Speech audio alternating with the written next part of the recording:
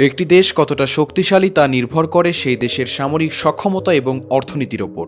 বিশ্ব দরবারে আলোচনা সৃষ্টি ও নিজের দেশের শক্তিমত্তা জানান দিতে বিভিন্ন সময় সামরিক শক্তিমত্তা প্রদর্শন করে অনেক দেশ। বাংলাদেশের সামরিক শক্তিমত্তা নিয়েও বিভিন্ন সময় নানান আলোচনা হয়েছে, কিন্তু সকল আলোচনাকে ছাপিয়ে সামরিক সক্ষমতায় আবারও ৩ ধাপ এগিয়ে গেল বাংলাদেশ। চলতি বছর বিশ্বের ১৪৫টি দেশের সামরিক সক্ষমতা নিয়ে সম্প্রতি প্রকাশিত এক তালিকায় বাংলাদেশ ৩৭তম স্থান পেয়েছে। আন্তর্জাতিক গবেষণা প্রতিষ্ঠান গ্লোবাল ফায়ার পাওয়ারের ২০২৪ সালের সূচক অনুযায়ী দক্ষিণ এশিয়ার দেশগুলোর মধ্যে সামরিক শক্তির বিচারে চতুর্থ অবস্থানে বাংলাদেশ। ২০০৬ সাল থেকে প্রতি বছরই এ তালিকা প্রকাশ করা হয়।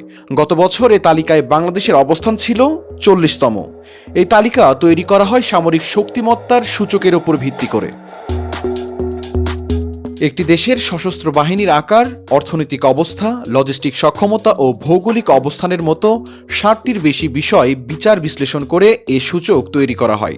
সূচকে যে দেশের স্কোর যত কম থাকে, সামরিক সক্ষমতার তালিকায় সে দেশ তত এগিয়ে থাকে।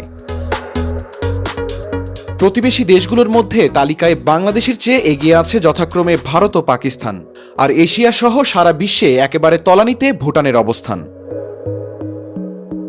গ্লোবাল ফায়ার পাওয়ারের হালনাগাদের তথ্য অনুযায়ী বাংলাদেশের সেনাবাহিনীতে সক্রিয় সেনা সদস্য রয়েছে আনুমানিক ১,৬০,০০০।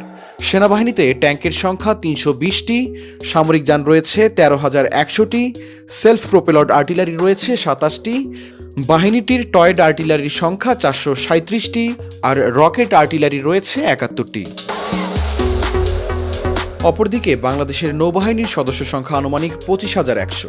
নৌবাহিনীর জাহাজগুলোর মধ্যে ফ্রিগেট ৭টি, করভেট ৬টি, সাবমেরিন ২টি, টহল নৌযান ৫৫টি এবং মাইন ওয়ারফেয়ার রয়েছে ৫টি।